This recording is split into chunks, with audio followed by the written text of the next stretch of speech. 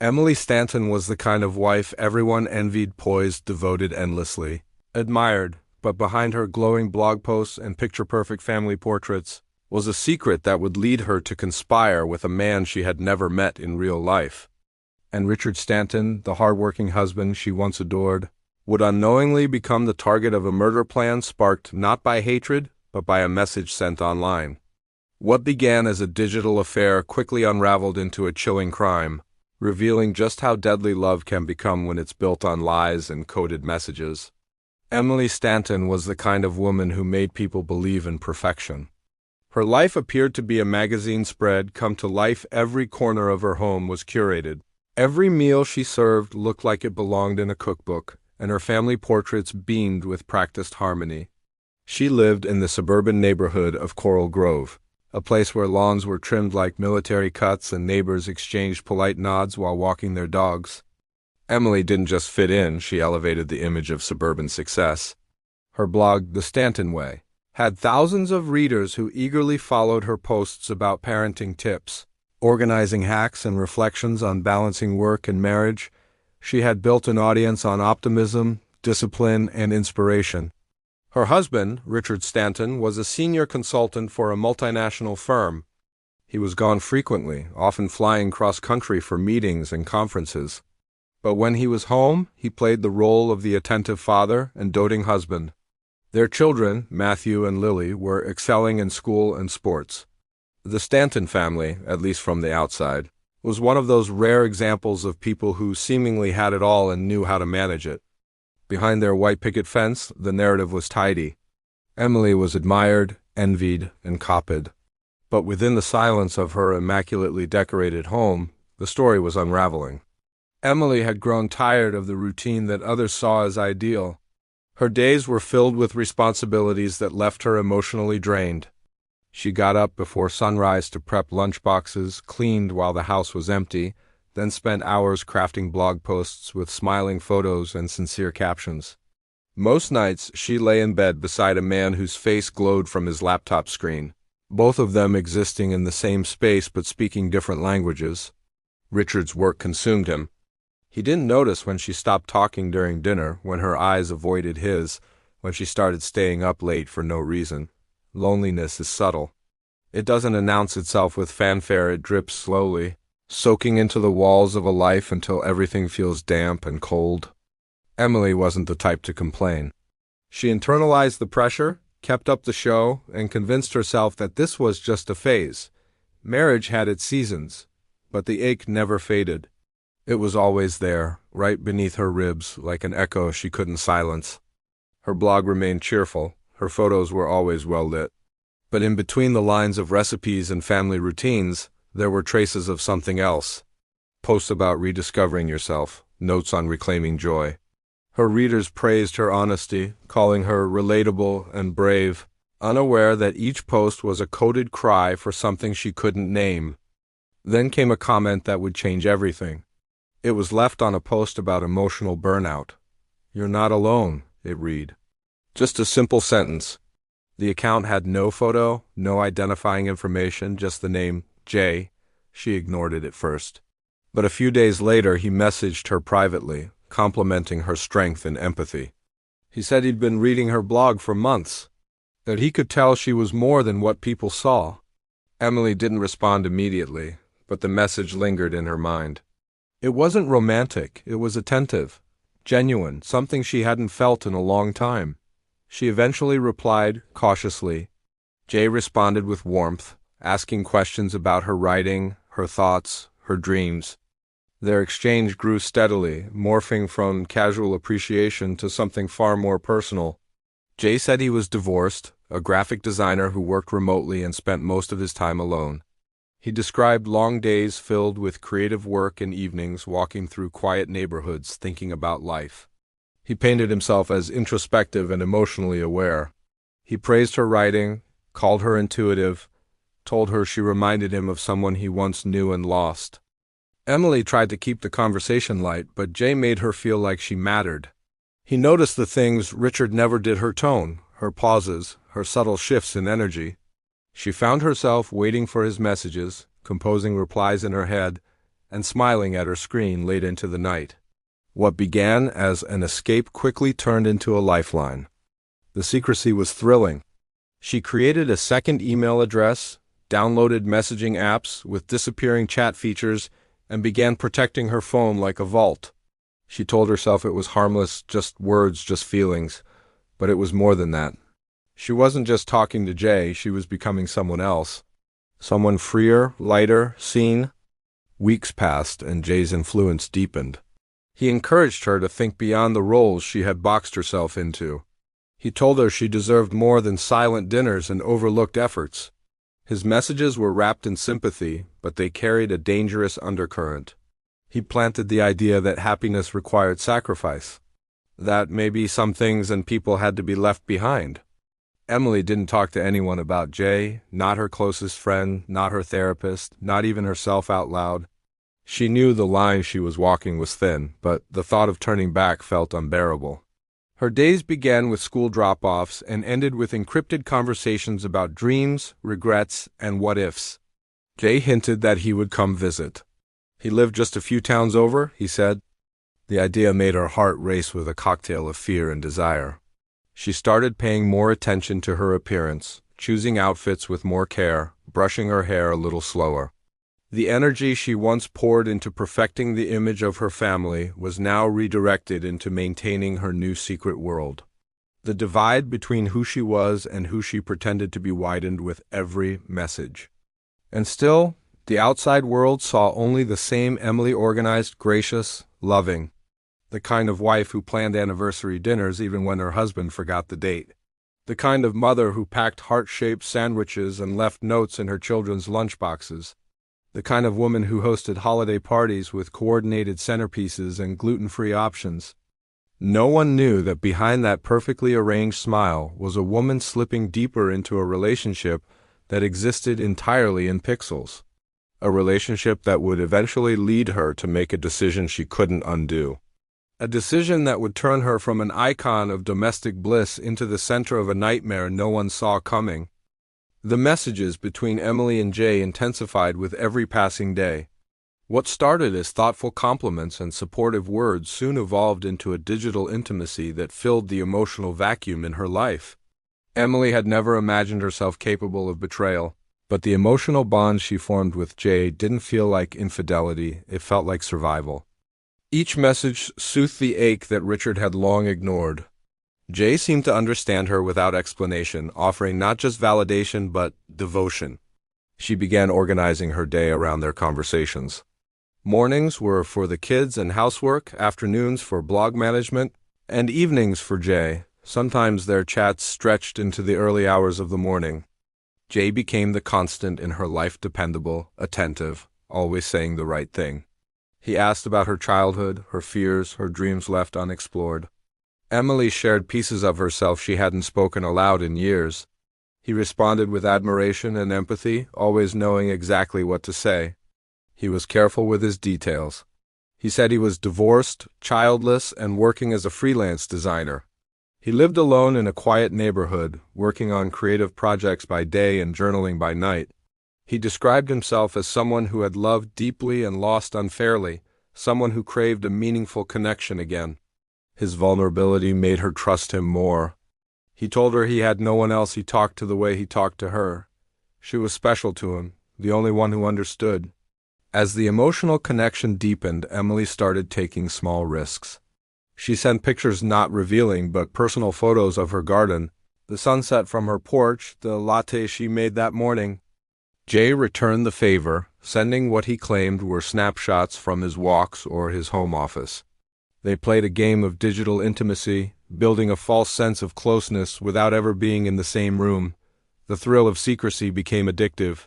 She created a hidden folder on her laptop titled Recipes, filled with screenshots of their messages, photos, and voice notes. Her phone was locked with a passcode only she knew, and she switched between apps to avoid leaving a digital trail. She started using a private browser, deleted search history religiously, and avoided any conversation with Richard that might expose her emotional detachment. Richard remained mostly unaware. His mind was on quarterly targets, client meetings, and presentations. He was married to his job, not his wife. Jay's influence over Emily grew quietly but powerfully. He began encouraging her to question the life she had built. Was she truly happy? Was Richard still the man she thought he was? Did she really want to spend the rest of her life in a silent house filled with expectations and routines? He told her she deserved joy, passion, and freedom. He painted a picture of a future where they could be together without judgment, without hiding. It would require change, he said, but all great love stories did. The turning point came one evening as Emily scrolled through old family photos. She realized how mechanical her smile looked in recent years. She couldn't remember the last time she felt excitement when Richard walked through the door. The man who had once brought her flowers and whispered promises had become a stranger who barely looked up from his laptop. She no longer felt married, only tethered. Jay offered her something else. He promised to show her what it felt like to be seen again, but first there were obstacles to overcome. He never said it directly, but the implication was clear. Richard was the weight around her ankles. If he was out of the picture, she would be free to start over. At first, she brushed off those conversations as fantasies. She told herself it was just hypothetical, just imagination. But Jay brought it up more often, slowly, casually, then more directly. He began asking questions that chilled her at first. What time does Richard usually leave for work? Does he have a regular route? Where do you keep your keys? What time do the children go to bed? Emily didn't answer at first, but Jay always made her feel safe. He softened the questions with loving reassurances, insisting that he was just curious, just trying to understand her life better. Eventually, she gave in. Piece by piece, she provided the answers. She told herself it didn't mean anything. She wasn't agreeing to anything. She was just talking. But somewhere along the line, the boundary between thought and intent began to blur. Jay's words were intoxicating.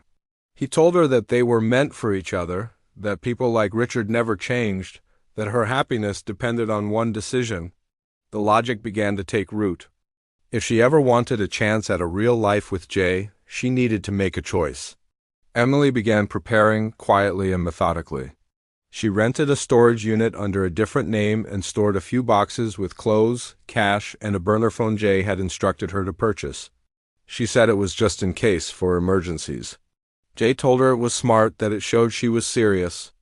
They started using encrypted apps to communicate. No traces, no records. Jay sent her detailed instructions on how to keep her tracks covered. Emily followed them carefully. At night, she rehearsed explanations in her mind. Maybe Richard would die in a car accident. Maybe it would look like a break-in gone wrong. Jay promised he had contacts people who could make it happen. All she had to do was keep providing details. The time Richard went to bed, the layout of the house, the alarm system.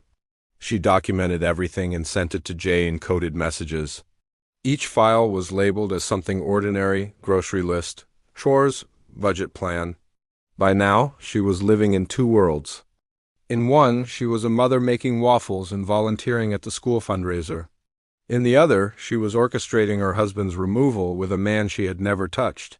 She'd barely noticed the shift. It felt like the only logical conclusion to the life she had come to resent. Richard began sensing something was wrong. He noticed the distance, the evasive responses, the frequent excuses. He tried asking her if something was bothering her, but Emily deflected with practiced ease. She said she was tired, overwhelmed, busy. He believed her, at least on the surface.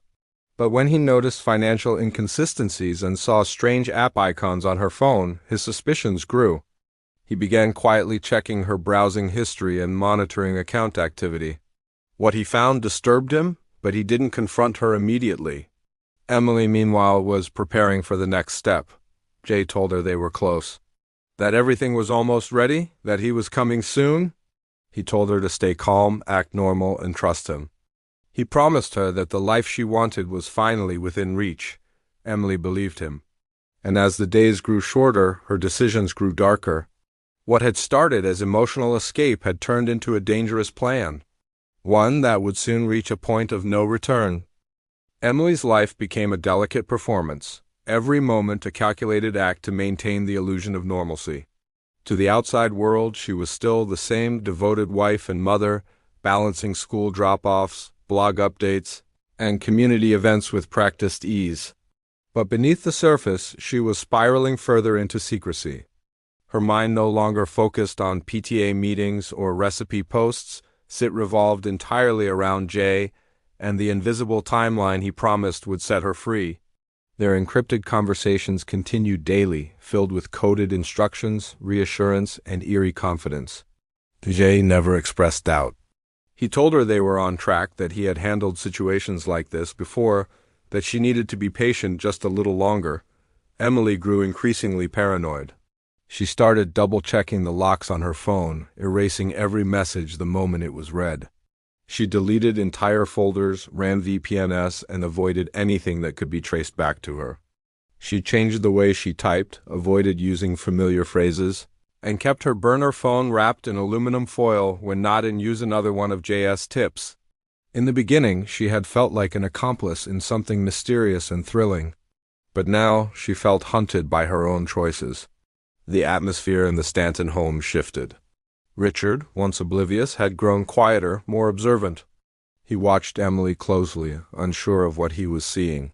She still played her part, still hugged the kids goodnight, and asked about his day, but something had changed. Her presence felt distant, her movements mechanical.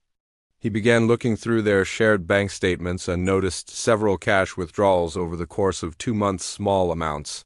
Never enough to raise alarms individually, but together they painted a concerning picture.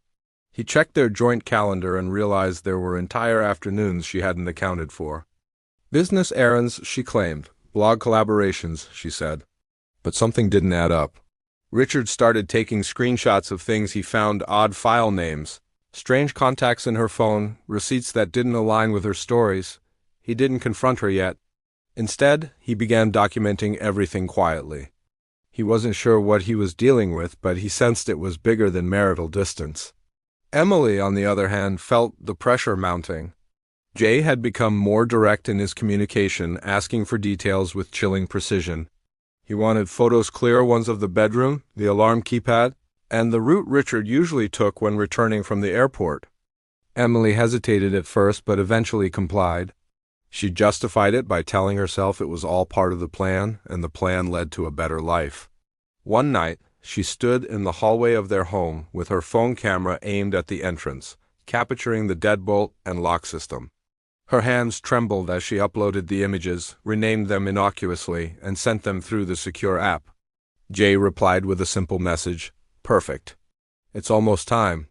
Those 4 words sent a shiver down her spine. She stared at the message for a long time, unsure if she was ready for what they meant. Jay had said it would be clean, untraceable. A one-time event. After that, they would be together. But the finality of it all made her stomach turn. Emily couldn't sleep that night. She lay in bed next to Richard, who had dozed off while watching TV. His face was calm, unaware. For a brief moment, she was overwhelmed with guilt, a wave so strong it nearly pulled her under. But then she remembered the loneliness, the years of neglect, the countless nights she had cried in silence. Jay had convinced her that Richard had stolen her best years. She reminded herself of every moment she had felt invisible, every conversation that had gone unheard. This wasn't betrayal, it was escape. Meanwhile, Richard continued digging. He installed monitoring software on their home devices, searching for patterns. He checked cloud backups, found deleted images, fragments of chat logs, unfamiliar usernames. One night, he came across a cached version of a message containing an address to a storage facility and a time. He wrote it down. He didn't know what he was looking for, but the sense of urgency was undeniable. The next morning, Richard left for a supposed business trip, but instead drove to the storage unit listed in the recovered message.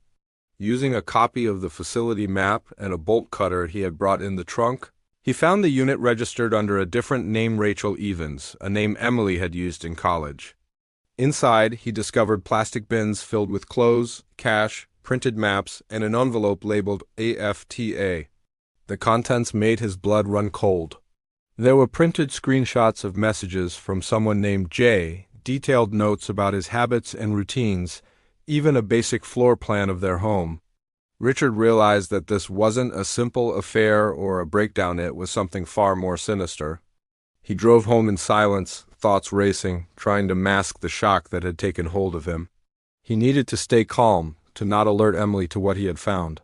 That night he acted normally, joked with the kids, watched TV, and even thanked Emily for dinner, but inside he was calculating his next steps. He couldn't go to the police yet, not without hard evidence that connected Jay to the plan. Emily was clearly involved, but how deep?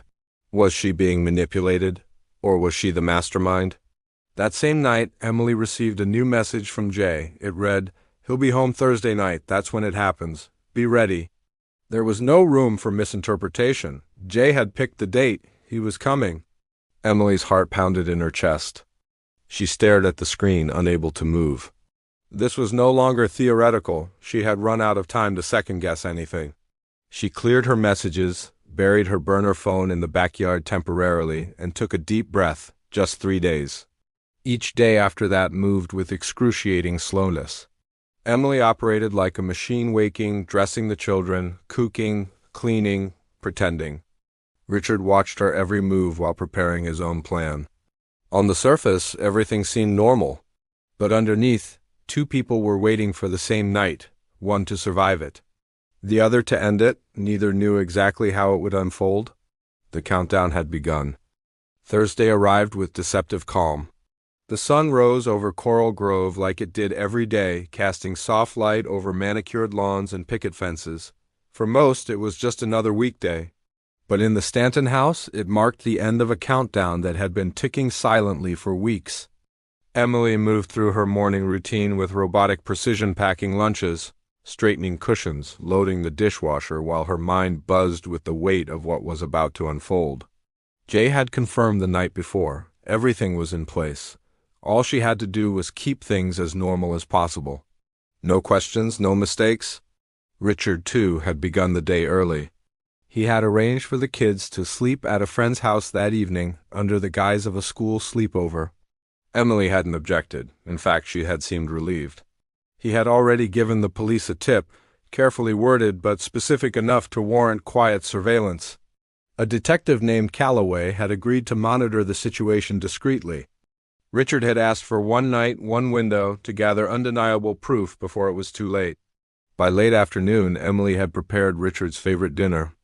It was an odd detail, considering what was meant to happen later, but it was part of the performance. She even lit a few candles and set the table neatly. Richard arrived home just after 7. He greeted her with his usual half-smile and loosened his tie, unaware of the concealed tension behind every word she spoke. They ate together in near silence, the clinking of silverware filling the space where conversation once lived. He complimented the food. She nodded and smiled.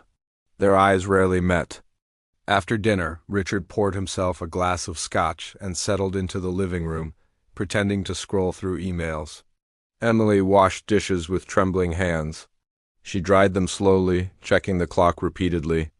It was 8:42 p.m. She knew from J.S. messages that something would happen between 9 and 10. He hadn't given specifics, just that it would be quick and she shouldn't interfere. He had emphasized this multiple times. Stay away, stay silent, don't panic. Upstairs, she checked the children's empty rooms out of habit. Their beds were made, toys untouched. She stood there for several minutes, staring at nothing. Her thoughts were a blur of fear, regret, anticipation, and numbness. She moved through the house like a ghost, waiting for something irreversible. At exactly 9:14 p.m., the side gate to the backyard creaked open. A shadow moved across the lawn, barely visible to the human eye. But a small motion-activated camera Richard had installed earlier that day picked it up. He sat up slightly, alert but composed. He had expected something like this.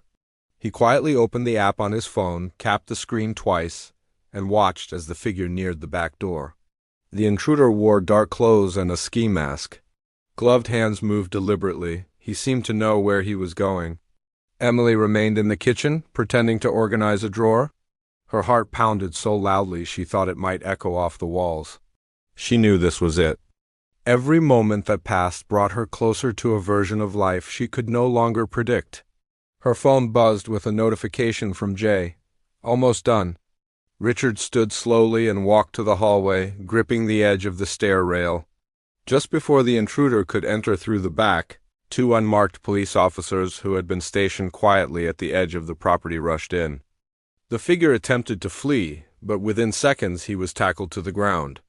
One of the officers pulled off his mask, revealing a face Richard had never seen, young, pale, terrified. Not the seasoned hitman Jay had described. Emily heard the commotion and dropped a stack of napkins. She ran to the back door but froze as blue and red lights lit up the yard. Police voices filled the air. She turned toward Richard, who was already staring at her. There were no accusations, no yelling, just a long, silent gaze filled with knowing. She collapsed to her knees. The man they arrested was not Jay. His name was Cameron Ellis, a 23-year-old who had answered a job posting on the dark web promising quick cash for delivering a scare. He had been told it was a prank, nothing dangerous, just a rich man who needed to be taught a lesson. He claimed to have no knowledge of murder or any actual intent to harm. But in his phone were messages from someone named Jay with detailed instructions: home layout, entry points, what time to enter. And among those instructions was a chilling phrase: make sure he doesn't get up. As Cameron was taken into custody, investigators secured the Stanton home and began collecting evidence. Emily was questioned on the spot. She claimed ignorance, said she had no idea who Cameron was, that she was just as shocked as everyone else. But her performance was no longer convincing. Her voice cracked, her eyes darted. Richard had already provided enough evidence, screenshots, recordings, and the contents of the storage unit to cast a long shadow of guilt. The police confiscated her devices and uncovered encrypted conversations, location data, and a disturbing timeline of communication with the man known as Jay, but Jay was nowhere to be found. The account had gone dark moments before Cameron's arrest. The phone number was disconnected. The IP address had been masked through a series of relays across multiple countries. Investigators worked through the night. What emerged was a digital web of manipulation, deception, and control. Jay, if that was even his real name, had carefully groomed Emily over months. He had fed her discontent, fueled her fantasies, and nudged her slowly toward destruction. He never asked her to commit the act, he only suggested. He never said the words kill or murder. He spoke in possibilities, hypotheticals, until she began finishing the sentences herself. The following morning, Emily was arrested on suspicion of conspiracy to commit murder. As she was led from her home in handcuffs, neighbors watched from behind curtains, stunned. The perfect wife, the admired mother, the lifestyle blogger with daily inspiration reduced to a headline no one had seen coming. Richard stood on the porch, unmoving, as the car carrying Emily disappeared down the street. His face was unreadable, but his eyes were heavy with everything he now knew. The life they had built together had been a facade, a stage set for an audience, hiding a tragedy that had nearly reached its final act. Inside the house, the lights remained on. The dining table was still set for dinner. The candles had burned down to waxy pools. And in the silence that followed, the only sound was the quiet hum of a camera still recording. The fallout from the failed murder plot swept through Coral Grove like a storm, shaking the quiet suburban neighborhood to its core. News spread rapidly, first in whispers over back fences, then through headlines in local papers, and finally across national news outlets. Perfect wife plots husband's murder with online lover became the narrative that gripped audiences everywhere. The once adored Emily Stanton, beloved blogger and mother of two, now had her face plastered beside words like conspiracy, deception, and attempted murder. Her carefully crafted image, polished over years, disintegrated in a matter of hours. Investigators moved quickly to build their case. Emily's digital trail was long, detailed, and damning. Though she had tried to delete messages and hide her activity, the forensic team recovered caches of encrypted chats, deleted voice memos, and metadata from hundreds of files. A clear timeline emerged: months of emotional entanglement, gradual radicalization by an anonymous man known only as Jay, and ultimately the orchestration of a murder attempt on her husband. Emily's arrest sparked a wave of public fascination. She remained silent during the initial interrogations, requesting a lawyer and refusing to comment. Prosecutors charged her with conspiracy to commit murder, attempted murder, obstruction of justice, and destruction of evidence. The weight of the charges ensured that she would be held without bail until trial. She was placed in a county detention center, isolated and watched closely, not just for the risk of escape, but for her own safety. Meanwhile, authorities turned their attention to Jay, the elusive figure at the center of the plot. Using IP tracing, server logs, and message timestamps, investigators worked to peel back the layers of his digital identity. What they discovered was more shocking than anyone expected. Jay wasn't who he claimed to be, not a divorced designer, not a romantic soulmate, not even someone local. He was Kyle Anders, a 22-year-old man living with his parents in a small town in Ohio, over 700 miles away. Kyle had no career, no romantic past, and no known connection to Emily Stanton or her family. What he had was a disturbing history of online manipulation and a deep immersion in anonymous message boards focused on seduction, control, and psychological domination. Kyle had used stolen photos to create the identity of Jay, borrowing from different social media profiles to construct a believable persona. His tone, his empathy, even his knowledge of motherhood and marriage, everything was crafted with calculated precision. He had manipulated dozens of women online before, drawing them into emotional affairs, extracting money, secrets, and control, but Emily had been his most ambitious target yet.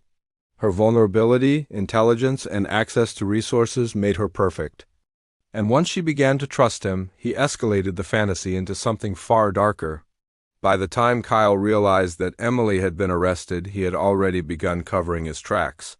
He wiped hard drives, destroyed his phone, and disappeared from every online platform he'd ever used.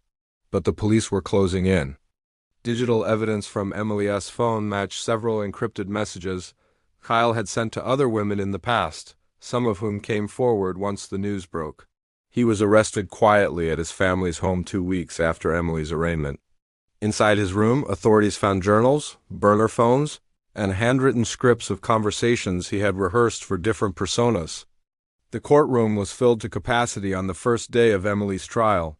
Prosecutors presented a narrative of premeditation, showing how she had not only planned her husband's murder, but had prepared for life afterward: cash savings, fake documents, and even a private location where she intended to meet Jay. Her defense team argued that she had been manipulated, brainwashed by a seasoned predator who used psychological tactics to push her to the edge. They claimed she never truly intended for Richard to die, that she believed it was all fantasy, that she was mentally unstable and emotionally vulnerable. But the evidence told a colder story. There were photos of her husband's routines, maps of their home, and chilling checklists recovered from her storage unit. Witnesses testified about Emily's recent changes, her emotional distance, her nervousness, the strange purchases she made. Most damaging of all were her own words, read aloud in court from the recovered messages. Phrases like, "It needs to look like an accident, and once it has done, I'll be free," Richard testified on the third day. He spoke with a calm, clear voice, describing how he had noticed changes in Emily but never imagined they would lead to attempted murder. He detailed his quiet investigation, the moment he discovered her secret life, and the surreal night when the plan was set in motion. His composure only broke once when asked what he felt now. He paused for several seconds before replying, "I don't think I ever really knew the woman I married." Emily sat motionless throughout most of the trial. Her once proud demeanor was gone, replaced by a vacant expression. When the verdict was read guilty on all major counts, she didn't cry. She didn't protest. She simply looked down at her hands, folded neatly in her lap. Kyle Anders was tried separately in federal court.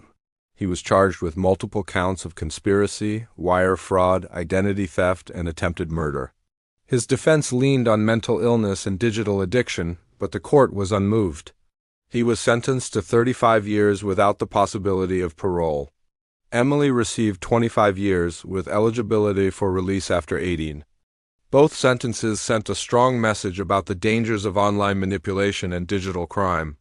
The Stanton children were placed under Richard's sole custody. He moved them to a different city and cut all ties with Coral Grove.